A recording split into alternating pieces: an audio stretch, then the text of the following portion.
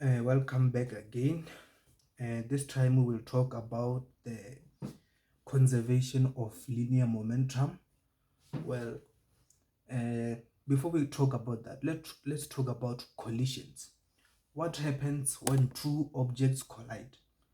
Well, they can collide and then stop, or they can collide and move in one direction like this. They can move to the left or they can move to the right, or they can collide and one moves to the right and other one moves to the left.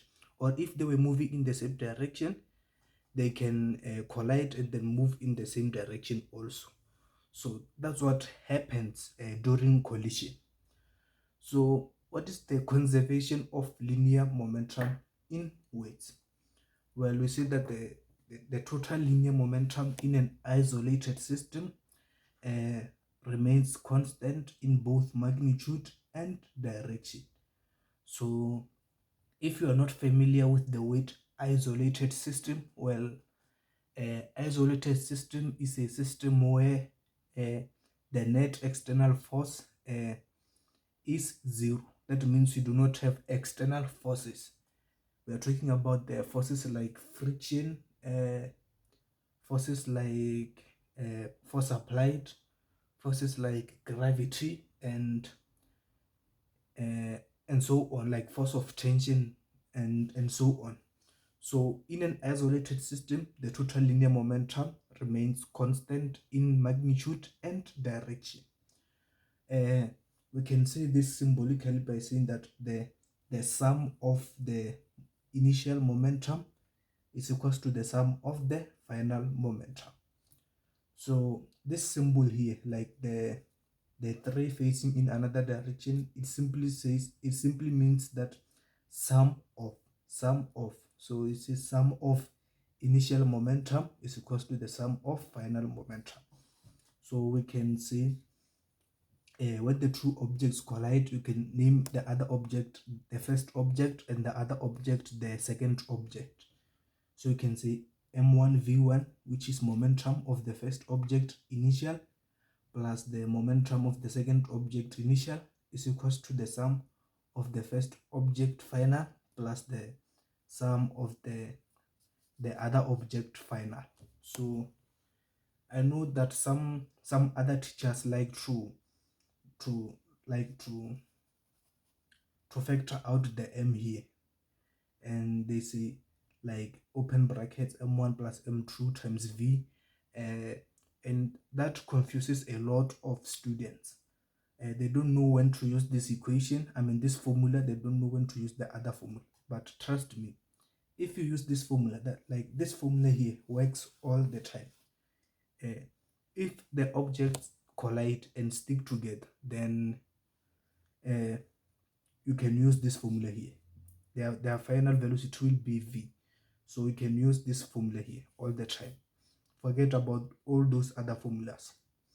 And I like explaining by showing an example. So let's get straight to the example.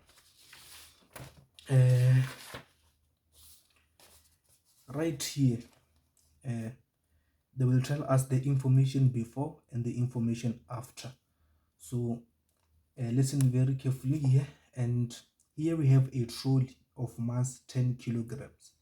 It is moving to the right with a velocity of 9 meters per second. It collides with a trolley of mass 8 kilograms, which was initially at rest. That means it was not moving. And after they collide, they move to the right together, like this arrow shows here. This arrow shows where it shows the direction of the motion. So this question wants us to calculate the magnitude of this velocity here. So what can we do to calculate this velocity here? Well, we can use the conservation of linear momentum, which states that the momentum before collision is equals to the momentum after collision. So let's write down that formula there. So it's m₁v₁ initial plus m₂v₂ initial is equals to m₁v₁ final plus m₂ m₁v₂ final. So let's substitute. Oh, and before I forget, let's choose to the right as positive, and you must always choose direction. And we will say 10 into positive 9 because I choose to the right as positive, and this is going to the right. So plus 8 into, it was initially at rest, so I will say 0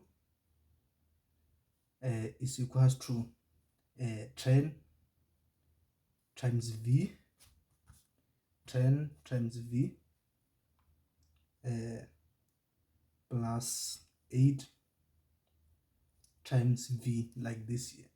So to simplify this, I can 10 times 9 is equals to 90.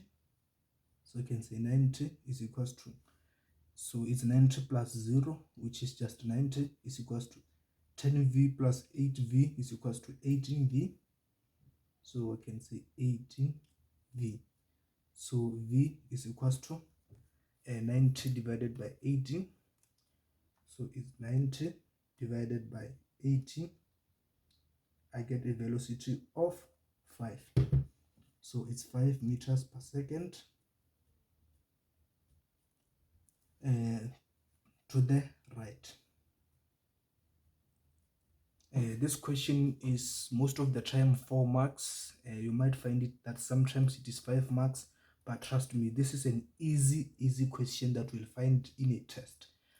Of course, we will do some test questions, and then yeah, we'll do a lot of practice after this. But this is to show you how to use the principle of conservation of linear momentum to calculate the final velocity of the objects.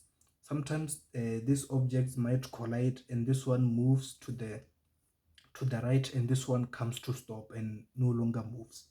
We will talk about those types of collisions, but for now, I think we are done with this video, and I will see you in the next one.